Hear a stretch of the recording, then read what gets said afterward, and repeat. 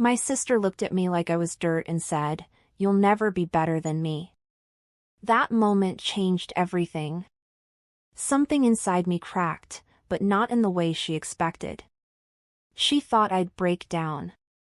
Instead, I started planning. Not revenge exactly, just a little correction to her version of reality. And how it all played out. Even I didn't see the final twist coming.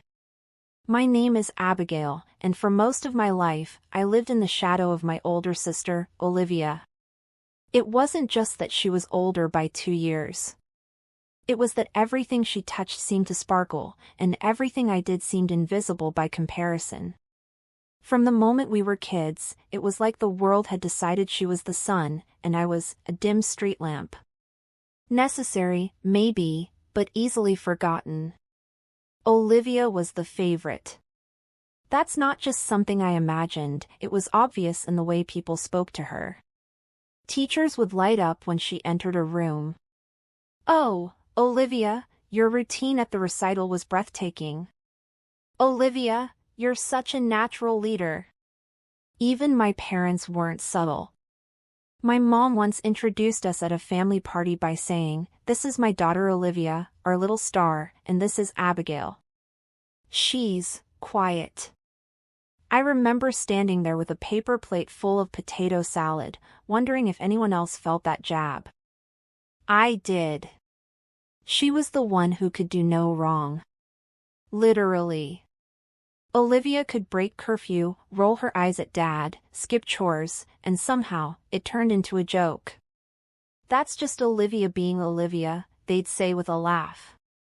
If I so much as sighed too loud, it was, "Abigail, don't be dramatic." And yet, I never hated her for it. Not really. Growing up, she was beautiful in the kind of way that made other people pause. Long honey blonde hair that always fell perfectly even when she just woke up, green eyes that sparkled whenever she smiled, and a confidence that made you feel like she belonged to a different universe. Me? I was the girl with the crooked front tooth, bangs I cut myself once in 4th grade and never fully recovered from, and hands always stained with ink or charcoal from my sketching. While Olivia was winning dance competitions, her room lined with trophies and shiny plaques, I was the one sitting in the back row of the auditorium, clutching my sketch pad, drawing the shape of her silhouette on stage. I used to trace her movements with my pencil, trying to understand how someone could move through the world with so much ease. My parents would cheer from the front row, recording every second, while I clapped softly, unnoticed. I was the quiet one. The thoughtful one. The independent one, as people put it when they didn't know what else to call a kid who didn't ask for much. I liked to think deeply. I liked stories. I liked silence. But I also liked attention, not all the time, just once in a while. Just enough to feel like I mattered, too. Dinner time was the worst. We always sat at the same rectangular wooden table, Olivia to Mom's right, me across from her. Our family's version of together time usually meant Olivia talking about her day in full, dramatic detail while I nodded quietly, spooning mashed potatoes onto my plate, waiting for a question that never came. One night, Olivia was going on about her upcoming solo at the regional dance finals. My mom was practically glowing with pride. "You're going to win it all, I just know it," she said, her voice beaming like a flashlight pointed directly at Olivia's face. My dad chuckled.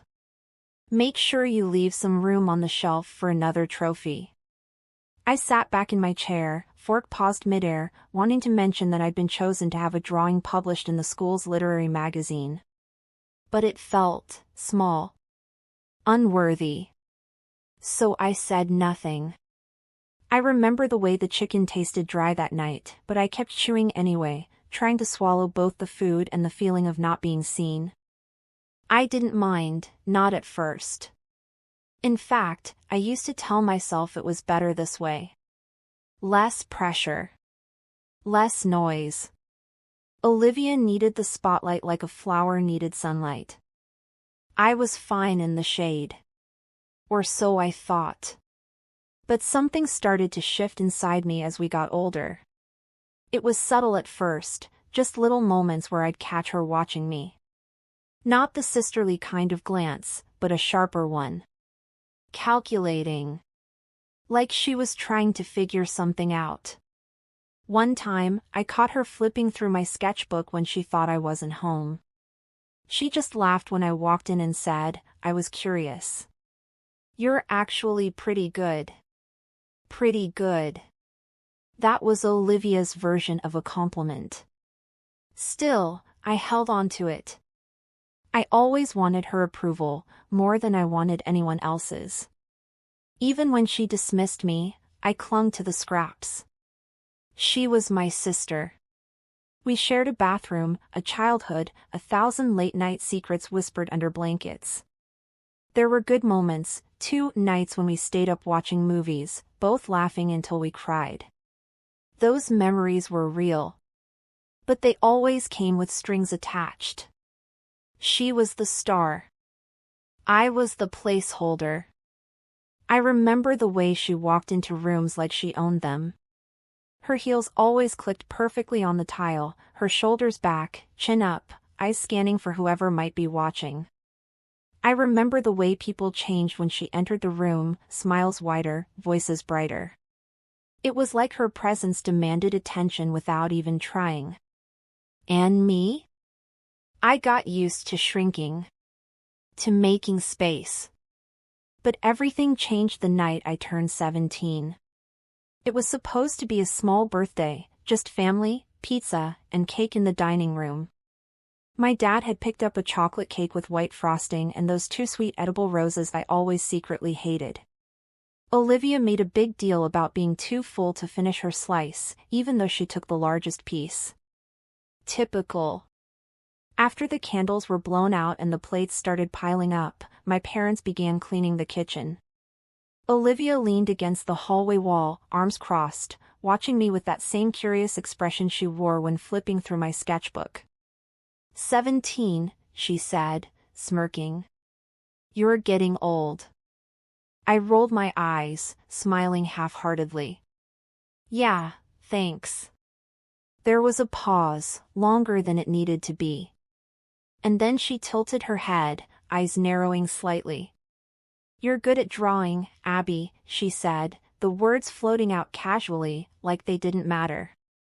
I blinked, surprised by the compliment. Thanks? But you'll never be better than me. The air shifted. It was like someone had turned the heat off in the room. My face froze in that polite smile, but something deep inside me fractured. She didn't say it with anger. She said it with confidence. With certainty. Like she knew. Like it was a fact. I stared at her, speechless. She shrugged, her tone still light. You're good, just not exceptional. Not like me. And that's okay, Abby. Some people are just background. Background. I felt like someone had punched me in the stomach. I looked at her, really looked at her, and saw that she meant it. Every word. There wasn't a trace of cruelty in her tone, just truth, from her perspective. I nodded slowly, not trusting my voice. She walked away, humming as she climbed the stairs like nothing had happened. Like she hadn't just shattered the image of sisterhood I had clung to for years. That night, I lay in bed with my sketchbook open in front of me, but I couldn't draw. My hands shook slightly. My mind kept replaying her words. You'll never be better than me. Your background. I stared at the page until the lines blurred. And for the first time, I questioned everything I had ever believed about myself. It was just after my birthday dinner. Nothing extravagant, my parents aren't the champagne toast and golden balloon type. Instead, it was the usual, the 4 of us crammed around the worn-out dining table, the scent of oven-baked cheese lingering in the air, and my mom still wearing her apron even though dinner had been over for 20 minutes. Homemade pizza. Store-bought chocolate cake with too much icing and those little hard sugar roses that taste like cardboard. And Olivia, of course, front and center like always.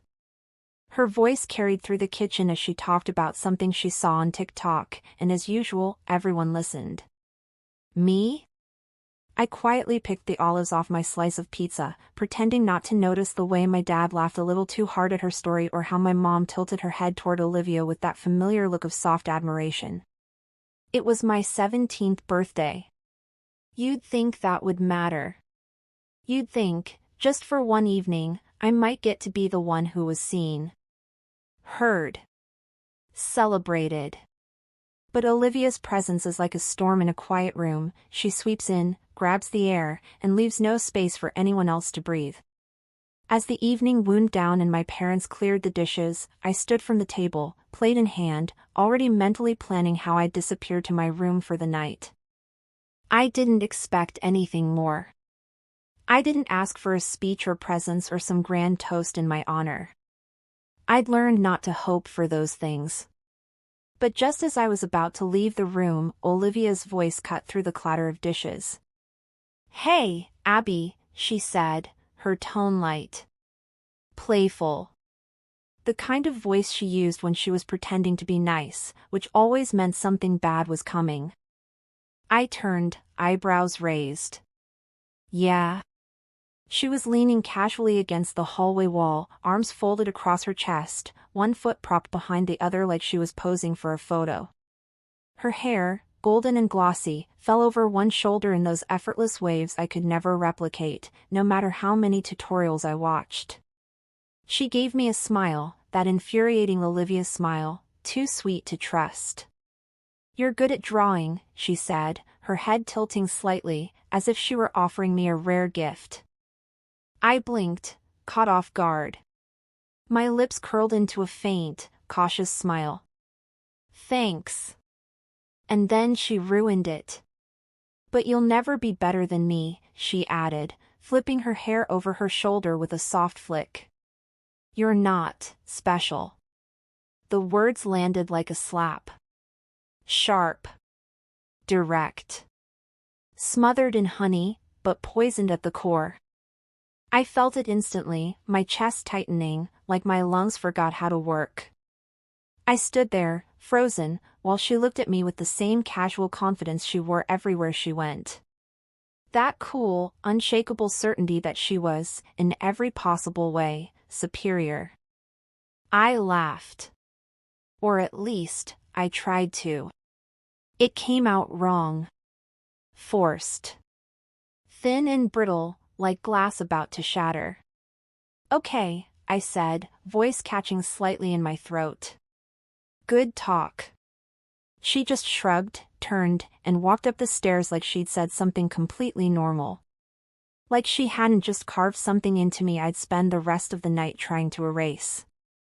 I stood there a moment longer, gripping my paper plate tightly. The edge bent in my hand, smudged with sauce and crumbs. I stared at the empty hallway where she'd stood and then slowly made my way to my room. I shut the door softly, but the click of it echoed in my ears like a gunshot.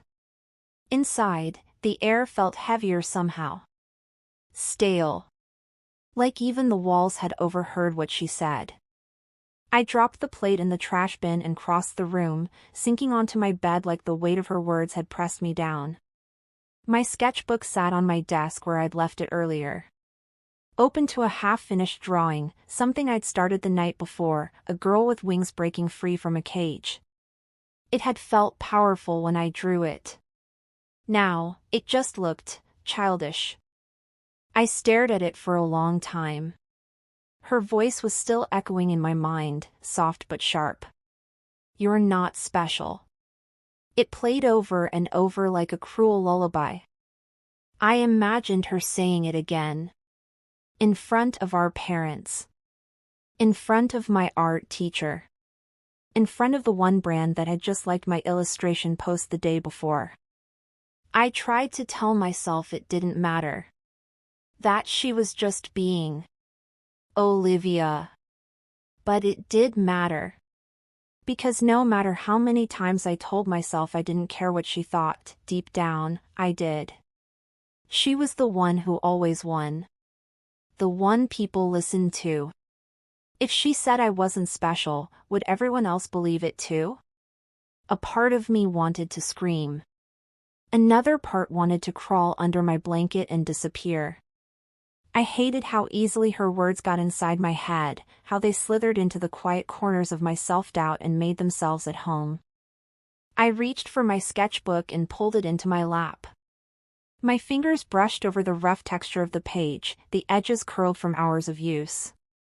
I picked up a pencil, stared at the page, and couldn't move. What was the point? No one would ever see it. No one would care. It would just be another drawing I kept to myself, while Olivia danced across stages, winning awards and applause and validation. I closed the sketchbook and hugged it to my chest, sinking deeper into the bed. My eyes burned, but I blinked hard, refusing to cry. I didn't want to give her that power. I didn't want to cry over her. And yet, the tears came anyway. Not loud. Not messy. Just quiet drops sliding down my cheek while I sat there in the dark, wondering if maybe she was right. Was I just fooling myself? Thinking I had talent? That I could ever be more than the quiet, overlooked girl with ink-stained fingers? Maybe I wasn't special. Maybe Olivia saw it before I did. The clock ticked in the background. I could hear the sound of water running from the upstairs bathroom. The faint creak of the hallway floorboards as my mom walked past. The house was alive with the sounds of normalcy, like nothing had happened. But for me, everything had shifted. One sentence. That's all it took to unearth 1,000 buried insecurities. I curled up, pulling the blanket over my shoulders even though it wasn't cold. I started to wonder, was she right? But instead of giving up, I did something I'd never had the courage to do before. I started sharing my art. Quietly. Secretly. No announcements. No hashtags about starting my art journey or chasing my dreams. Just a burner Instagram account. A blank canvas with a fake name. AB Sketch. That was it. No bio. No photo. No face. Just initials, just art. It felt safer that way. Detached. Like I could finally let people see me, without really seeing me. There was something freeing about anonymity. I wasn't Abigail, the shy girl from school. I wasn't Olivia's little sister. I was just a screen name, a pair of hands behind the page. I remember the first time I posted something. My hands were shaking a little. It was a drawing I'd made late one night, a girl with stars in her hair and a galaxy stitched into the hem of her dress. I hesitated before hitting share. My finger hovered over the button for almost a full minute. Then, tap. It was live. The post sat there, untouched, for hours. Then a like. Then two. Then a comment, "This is magical." I stared at that comment like it was a piece of gold. It shouldn't have meant that much, but it did. Because it came from someone I didn't know. Someone who didn't owe me anything. They liked it because they liked it. Not because they were trying to be nice. Not because they were family. And certainly not because I was Olivia. That night, I posted again. And again the next night. I got addicted to that feeling, watching strangers react to my work with curiosity and kindness. The way people saved my posts, shared them to their stories, tagged their friends. They didn't know who I was, and somehow, they saw me clearer than anyone ever had. It became my secret ritual. After homework and dishes and listening to Olivia blab about how many likes her last photo got, I'd disappear to my room, curl up with my sketchbook and iPad, and post in silence. Each upload was a rebellion. A quiet scream into the void, I exist. I have something to say. And then, something wild happened. It was about 3 weeks in. I had maybe 200 followers, small but steady. I'd just finished a drawing of a black girl in a hoodie surrounded by glowing blue butterflies. I'd titled it Protect Her, and it was personal. Raw. One of the few times I poured every ounce of emotion into the brushstrokes. I wasn't even sure if I'd post it. But I did. The next morning, I woke up to the sound of my phone buzzing nonstop. At first, I thought it was an alarm or maybe some weird glitch. But then I unlocked the screen and stared in disbelief. 3,278 notifications. Likes. Follows. Comments. Shares. My art had been reposted by a major art curation page, Canvas Crush, with over 1 million followers. They'd tagged me. Credited me. Even wrote, "Stunning piece by at Absketch, emotionally powerful and beautifully executed." I couldn't breathe. My hands shook as I scrolled through the comments. This gave me chills. Whoever drew this needs a gallery. Just followed. Please sell prints. I sat on my bed, the morning light peeking through the blinds, and just stared at my phone. My heart was pounding so loud I could barely think. It didn't feel real. And then the DMs started. People asking for commissions. A small enamel pin brand from the UK wanted to collaborate. A young adult author messaged me, "Hi, would you be interested in illustrating a cover concept for my book?" And then, the one that stopped me cold, a message from the National Youth Creative Arts Board. Subject, Youth Showcase Invitation. Dear AB Sketch, we'd love to formally invite you to submit your portfolio for consideration in our upcoming annual youth exhibition. This is an invitation-only event recognizing emerging artists ages 14 to 20 across the country. I read it 3 times. Then a 4th. I ran my fingers over the screen like it might disappear if I blinked too hard.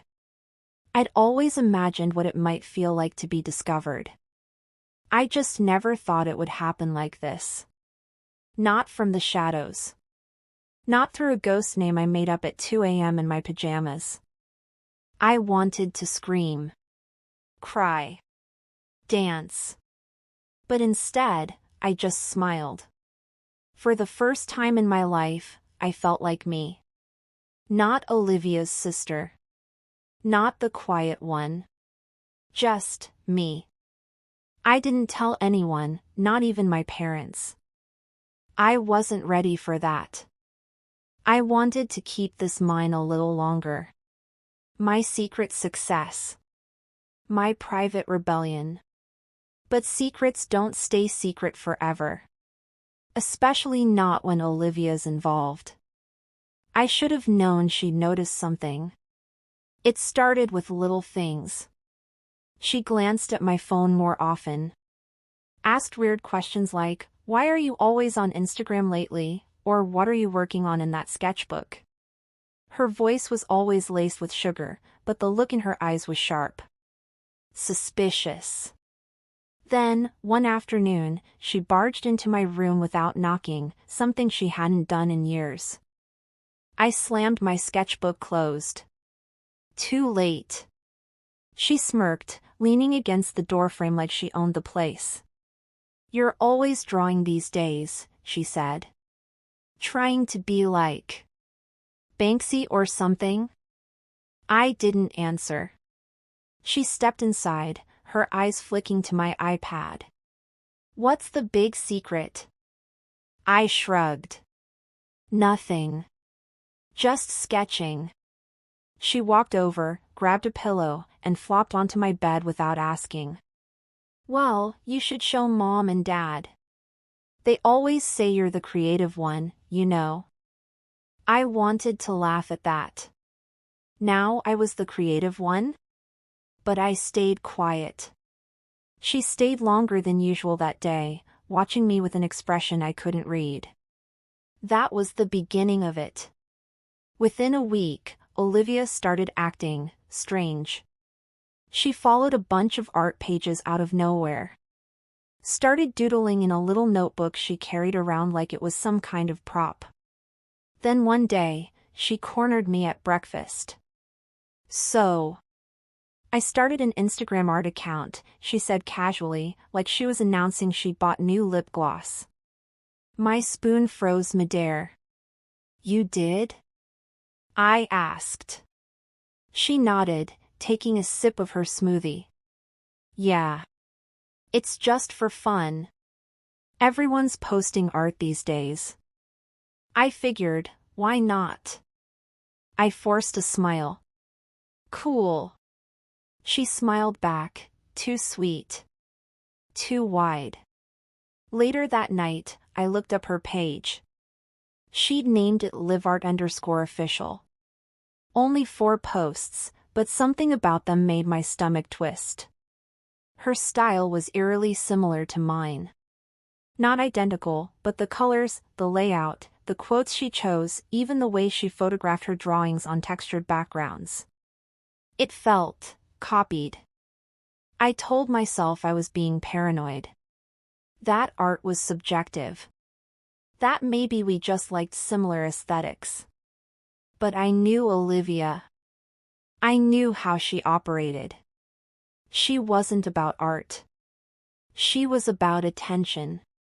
And she just found a new stage to perform on. Still, I tried to ignore it. I had commissions to finish. A portfolio to submit. Real momentum building. I couldn't let her distract me. But Olivia wasn't about to let me shine without a fight. When I finally told my parents about the exhibition invite, it wasn't because I was ready. It was because I felt like I had to. The email from the National Youth Creative Arts Board had been sitting in my inbox for 3 days. Every time I opened it, I reread the first line, "Congratulations, you've been officially invited," and felt this strange cocktail of joy and anxiety. A part of me still couldn't believe it was real. The other part was terrified that speaking it out loud would make it disappear. I waited until Sunday dinner. It was one of those rare evenings when we were all together, my mom stirring her signature lemon chicken, my dad lighting candles like we were having guests over, and Olivia, being Olivia. Scrolling through her phone with one leg curled under her like she belonged in a teen drama on Netflix. I barely touched my food. My fingers twitched under the table as I rehearsed the words in my head. I got invited to an art exhibition. Simple, right? But the moment felt too big. Too fragile. Still, when my mom asked how school was going, I saw my chance. "Actually, something cool happened," I said, forcing a smile. I got an invitation to submit my portfolio for a national youth art exhibition. The room went still for a second. My dad looked up from his plate, brows raised. "Wow. That's amazing, Abby." My mom lit up. "Seriously?" "Oh, honey, that's huge." Even she looked impressed. Olivia. The girl who usually rolled her eyes when I spoke more than 2 sentences. But then she tilted her head and raised a perfectly sculpted eyebrow. The kind of look she gave when she smelled competition. Or worse, threat. "Oh really?" she said, dragging out the syllables like she didn't quite believe them. "You got invited?" Her tone was casual. Dismissive. Like I'd just said I won a stuffed animal at a carnival, not a spot in a national showcase. I bit the inside of my cheek and nodded. "Yeah. I've been working on some portfolio pieces." Quietly. She stared at me for a beat too long. Then shrugged. Huh. Cool. And just like that, the conversation moved on. My mom asked if I needed help printing my work.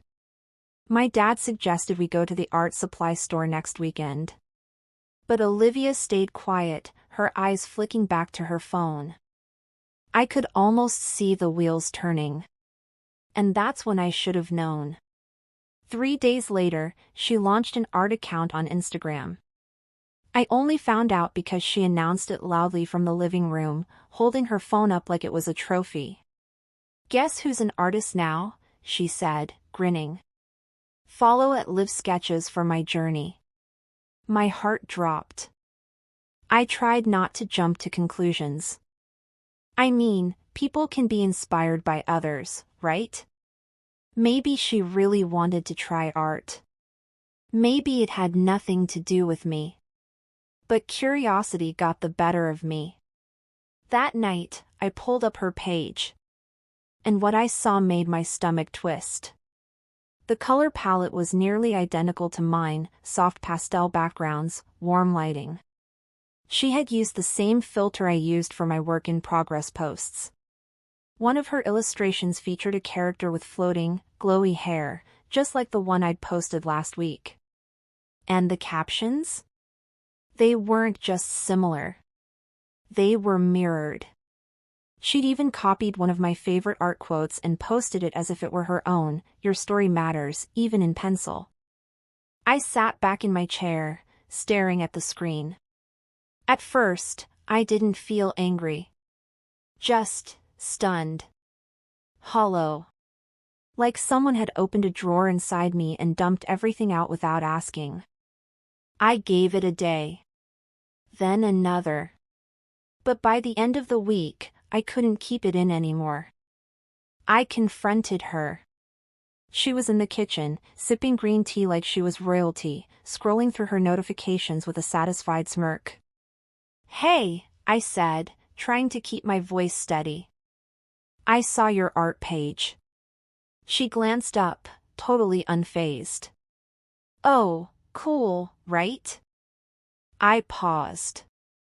"It looks really familiar." She raised her eyebrows. "What do you mean?" "I mean the style. The captions. The character design. You even used my quote." She let out a laugh, soft and mocking. "Abby, it's not your quote.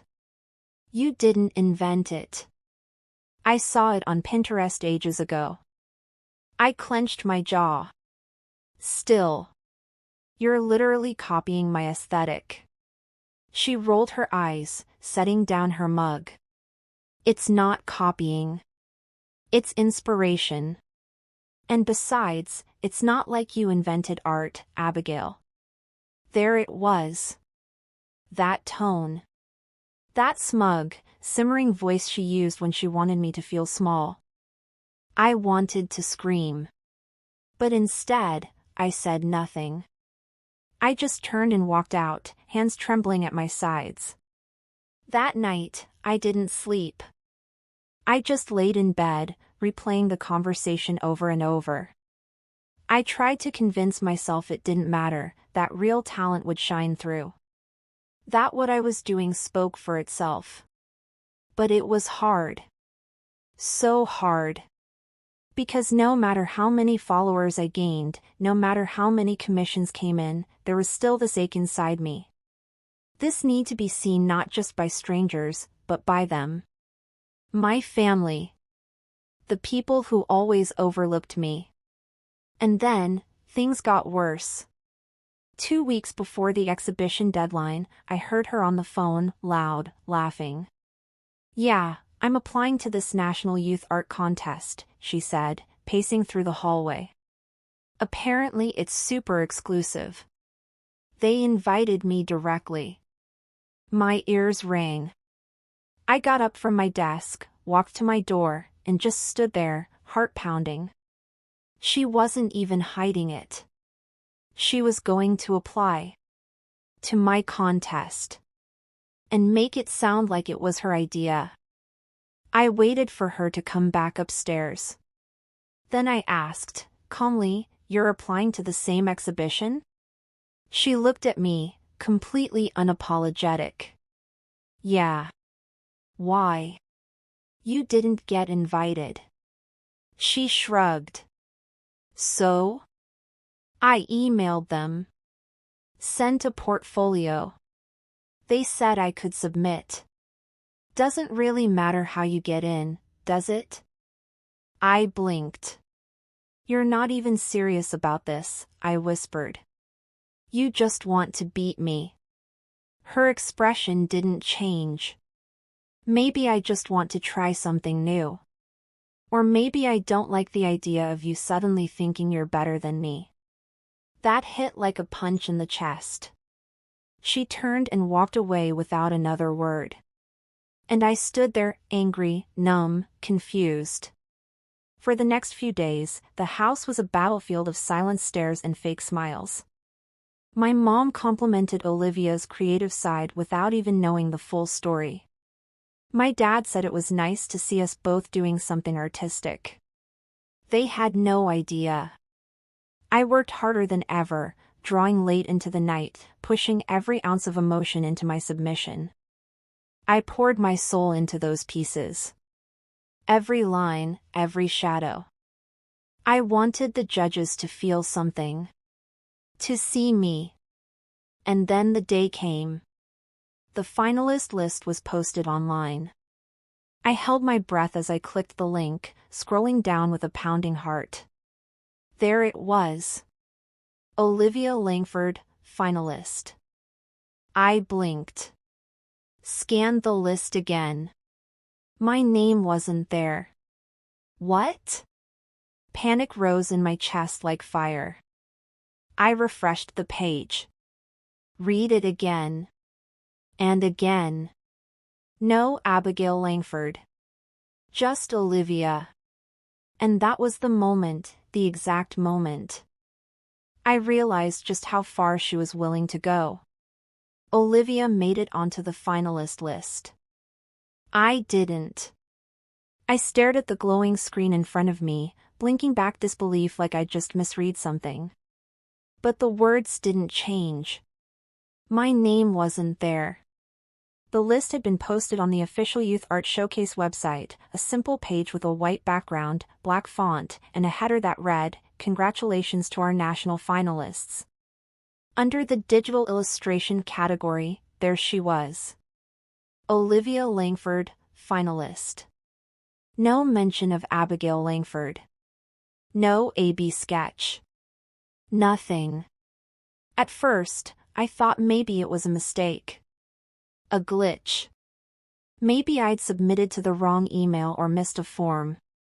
I checked my inbox 5 times, digging through spam and drafts, hoping for an overlooked confirmation. But the only thing waiting for me was silence. That silence echoed in my chest like an alarm no one else could hear. I sat back in my chair, arms limp, mouth slightly open in disbelief. I could hear the sound of someone downstairs, Olivia, probably, laughing at something on her phone, completely unaware of the storm unraveling in my chest. Or maybe she wasn't unaware. Maybe she knew. The thought struck me like a match catching fire. Because there was something about the timing. The way she'd suddenly launched her art account after I'd told my family about the invite. The eerie similarity of her aesthetic. The rushed application after I confronted her. The smug confidence she carried every time she mentioned her latest piece. I didn't want to believe it. But somewhere deep down, I did.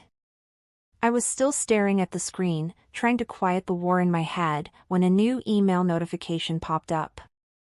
Subject, Submission Clarification, Urgent. I clicked on it without thinking. The message opened, plain and professional, but it hit like a freight train. Hi Abigail. We're reaching out regarding your portfolio submission to the National Youth Art Showcase. We noticed your name wasn't included in our finalist list. However, after reviewing internal records, something unusual came up. One of the submissions, credited to Olivia Langford, is a direct match to a portfolio we received earlier from you. The pieces are identical, down to the signature layer.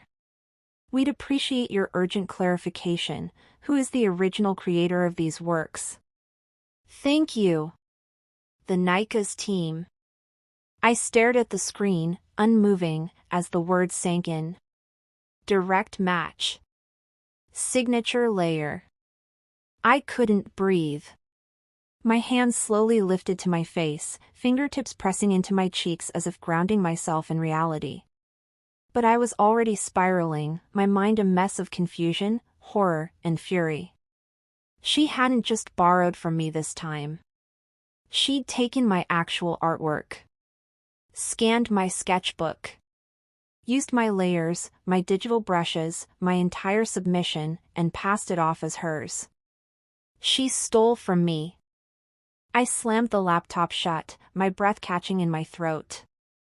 I stumbled back from the desk and sat on the edge of my bed, shaking. My sketchbook lay on my nightstand. I picked it up with trembling hands, flipping through the pages. Sure enough, the original drawings were gone. 2 of them, missing cleanly, like someone had slid a razor blade across the spiral binding. The pages were torn out with precision. The edges still had faint ridges where they'd once lived. I touched the space where the artwork had been, heart thudding in my ears. That's when I remembered, 2 weeks ago, I'd come home and noticed my door cracked open. I'd thought maybe I'd forgotten to shut it fully. But now? Now I was sure. She'd done it then. She'd gone into my room. Opened my sketchbook. Stolen my drawings. Scanned them. And sent them in. I felt sick. The betrayal wasn't just professional. It wasn't about some contest or portfolio now. It was personal, deep, calculated, and cruel. She'd looked me in the eye. Pretended to be curious. Pretended to be supportive. And all the while, she was quietly erasing me, replacing my work with her name, my voice with hers. My fingers curled into fists. I stood up, pacing the room. The floor creaked beneath my bare feet. My reflection caught in the mirror, face pale, lips pressed into a trembling line, eyes burning with something new. Rage. I wasn't just hurt anymore. I wasn't sad. I was furious. She had crossed a line. This wasn't just petty jealousy. This wasn't sibling rivalry or creative competition. This was theft. She didn't just copy me. She took from me. She lied to the judges, to our family, to the world. And I wasn't going to let her get away with it. I grabbed my phone with shaking hands, opened Instagram, and pulled up the finalist post. There she was again, Olivia Langford, smiling in a reposted photo holding my artwork. The comments were already filling with praise. You're so talented. Girl, this is next level. Hope you win. I nearly threw the phone across the room. Instead, I opened my camera roll. I had process videos. Screenshots. Time-lapse clips of me drawing those exact pieces, layer by layer, from sketch to final render. I had the Photoshop files on my laptop. I had time-stamped emails. I had every receipt. And suddenly, it hit me with a rush of power. I could prove it. I didn't have to stay quiet anymore. I didn't have to shrink into the background while Olivia stole the spotlight. This wasn't a moment to hide. It was a moment to fight back. I reopened my laptop, took a deep breath, and hit reply on the email from the showcase committee. Hi. Thank you for reaching out. I am the original creator of the pieces in question. I have process footage, source files, and sketchbook evidence to confirm this. Please let me know the next steps. Sincerely, Abigail Langford, AB Sketch. I hit send. For a moment, I just sat there in the stillness of my room, my heart pounding like a drum. Outside, the evening light had started to fade, casting long orange shadows on the floor. Somewhere downstairs, Olivia laughed at something on the TV. I wondered if she had any idea what was coming. If she felt safe. Smug. Victorious. Good. Let her have that moment. Because I was going to make sure everyone knew the truth. I sat at my desk, staring at the blinking cursor on my laptop screen. The email to the contest organizers was almost done, just one more attachment to upload. But I hesitated, my hand hovering over the mouse like it weighed 1,000 pounds. This wasn't just some petty sibling argument anymore. It was truth against lies. Right against wrong. Me against her. I glanced at the stack of proof I'd gathered, evidence so solid even Olivia's charm wouldn't be able to talk her way around it. The time-stamped Photoshop files. The layers panel that showed each stroke in order. Screenshots of my saved cloud backups. Progress photos taken on different days, showing each sketch before it became a finished piece. And, most importantly, the screen recordings, hours of video documenting my drawing process from blank page to final illustration. I'd never intended to use them like this. They were just habits, things I did out of routine, maybe a little for nostalgia, a little for behind-the-scenes content. But now they were my shield. My truth. My justice. A gust of wind rattled the window behind me, and I looked outside. The sky was a dull gray, the kind that felt like it was holding its breath before a storm. Kind of like me. I took a deep breath and clicked send. The email disappeared into cyberspace with a soft whoosh, and just like that, it was done. A knot of tension loosened in my chest, replaced with a cold, cautious adrenaline. I had no idea what would happen next, but I was done staying silent. Still, part of me knew the email wasn't enough. Olivia had made her theft public. And if there's one thing I'd learned from watching her all these years, it's that public lies need public truth. So I opened TikTok. I'd barely posted anything before, maybe a few time-lapse drawings or art memes, but this time, I knew what I wanted to say. I didn't need to drag her name through the mud. I didn't have to shout. The truth would speak loud enough on its own. I set up my phone on my desk, angled it to show my face in soft afternoon light, and hit record. Hey everyone, I began, trying to keep my voice steady. Something happened recently that I need to talk about. As I spoke, I included overlaid clips of my drawing process. The now infamous pieces, step by step, how they started, how they grew. I zoomed in on timestamps, file names, raw sketches. I even added clips of the missing sketchbook pages and the original drawings in my hand. I submitted these to a national youth art exhibition, I said softly. But when the finalist list came out, my name wasn't there. Someone else's was. Someone close to me. And she used my art. I paused. My voice cracked slightly, but I didn't cut it. I wanted it to be real. I'm not here to call her out by name. But I am here to protect my work and remind anyone watching that your creativity, your effort, and your truth matter. I ended the video with a message on the screen: art theft is real. Speak up. Don't stay silent. I posted it under my AB Sketch handle and turned off my phone. Then I waited. And waited. For the first few hours, nothing happened. A few likes. One or two comments saying, "Wow, this is insane." I made tea, tried to read a book, paced around my room like a caged animal. My body was still, but inside I was trembling. By midnight, it had hit 50,000 views. By the next afternoon, it passed 1 million.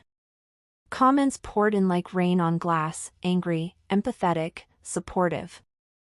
Who would do this? I'm furious for you. You have proof. They're going down.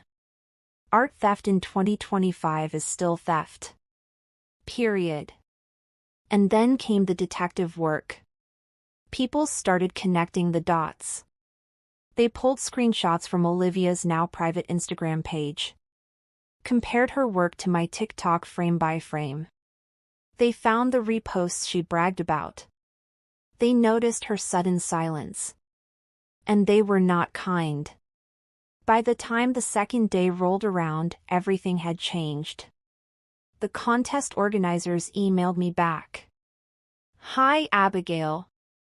Thank you for your thorough and compelling documentation. After careful review, we have confirmed that your work was submitted under another name. We have officially disqualified Olivia Langford from the competition and banned her from all future participation. We are deeply sorry for what you experienced and want to express our admiration for your courage in speaking out. We'll be updating the finalist list to reflect the correction.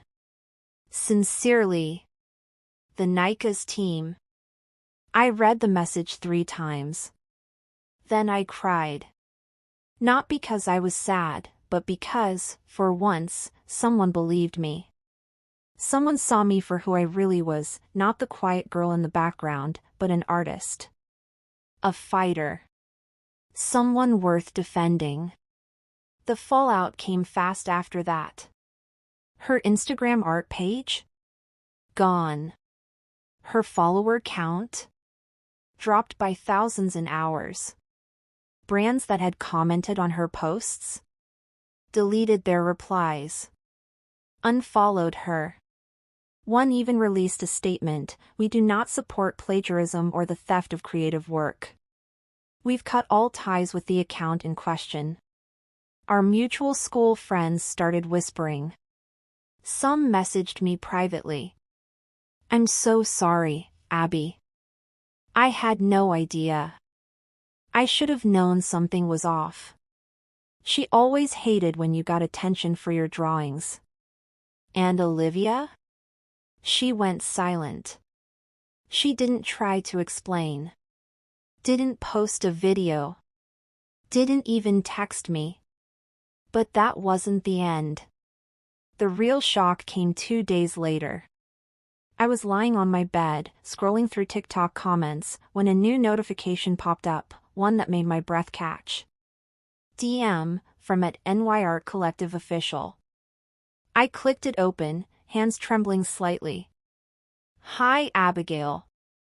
I'm one of the judges from the Nika's panel. I've followed your work since seeing your submission, and I was deeply impressed by your process, honesty, and storytelling. I run a solo artist series at a gallery in Manhattan.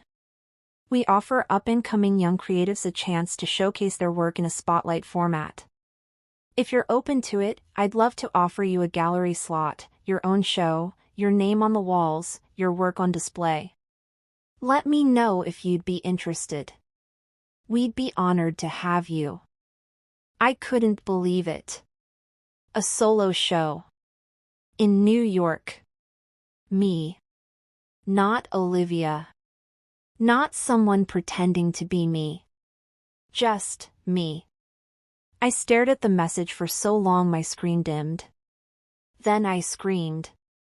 Not loudly, but the kind of soft, stunned squeal that bursts out when your heart's too full to contain itself. My hands flew to my mouth. I read it again, and again. It wasn't a dream. I got up, opened my sketchbook, and flipped to a clean page. For the first time in a long time, I wasn't drawing to prove anything. I wasn't creating in the shadows. I wasn't hiding behind a screen name. I was Abigail Langford. The artist.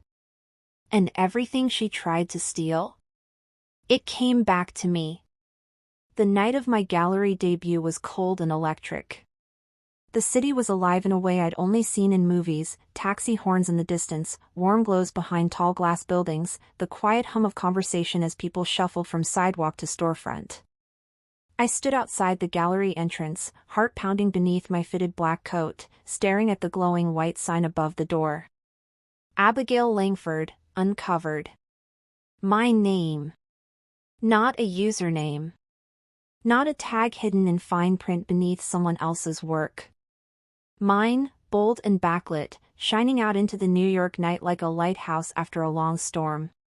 Inside, I knew my art hung on walls lined with soft lighting. Framed prints. Enlarged canvases. Custom captions. A slideshow looping process videos I had once been too shy to post. Tonight, I was the feature. The focus. And yet. I paused, pulling my coat tighter, glancing down the sidewalk as a nervous flutter crept up my spine. Somewhere deep down, I had a feeling she might come. Part of me hoped she wouldn't. Another part needed her to see it. Needed her to witness that even after all the sabotage and lies, I had still made it here. I adjusted my earrings and was about to step inside when I saw her. She stood across the street, just beneath the warm light of a street lamp. Her arms were folded tightly across her chest, jacket zipped high like armor. Her eyes locked onto mine instantly. Olivia. My sister. Her expression was hard to read, except for the unmistakable mixture of anger and jealousy swirling behind her lashes. She looked like she didn't know whether to scream or cry or run.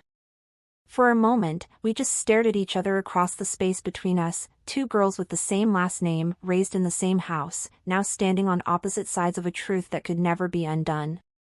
Then she crossed the street. Her boots clicked on the concrete, sharp and steady. She stopped just a few feet in front of me, her breath visible in the crisp air. Up close, I could see the tension in her jaw, the tightness in her eyes. Her lipstick was flawless. Her mask was cracking. You think you've won? She spat, voice low but dripping with venom. You really think this makes you better than me?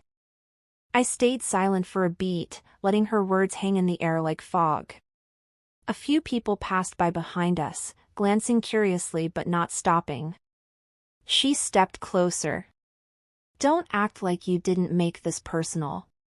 You humiliated me. I raised my chin. I didn't humiliate you, Olivia. You did that to yourself. Her eyes narrowed. You went viral. You turned everyone against me. You knew exactly what you were doing. And what was I supposed to do? I asked, voice steady. Let you take credit for something you didn't make? Stay quiet so you could keep pretending? No. I didn't win anything, Olivia.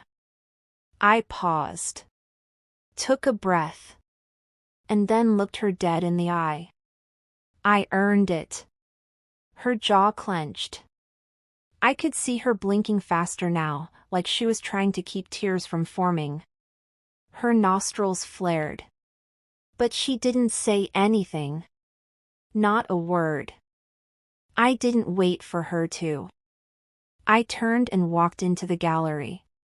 Warmth wrapped around me as soon as I stepped through the glass doors, soft lighting, the smell of new paint and champagne, the low hum of jazz music drifting from hidden speakers. People were already inside. Some talking in clusters, others studying my pieces with tilted heads and soft smiles. But all of that faded into background noise as I walked through the center of it all, every step echoing the words I'd just spoken. I earned this. My art was everywhere. My vision. My story. My truth. And for the first time in my life, I didn't feel like a shadow. I didn't feel like someone's little sister. I didn't feel small. I felt seen. My hands, once used to trembling with nerves at school presentations, now calmly accepted handshakes and compliments from strangers who respected my work. Gallery staff nodded as I passed. One of the curators, a woman named Lynn, squeezed my shoulder and whispered, "You made it, Abigail." And I had. Every stolen sketch. Every fake smile I had to push through. Every night spent wondering if I'd ever matter. All of it had led here. But even as I smiled and thanked people for coming, I couldn't fully relax. I could feel it, the buzzing presence of unfinished business. The uneasy quiet after a storm, when you know there's another one forming behind the clouds. Because the story didn't end there. No. Because what Olivia did next took things to a whole new level.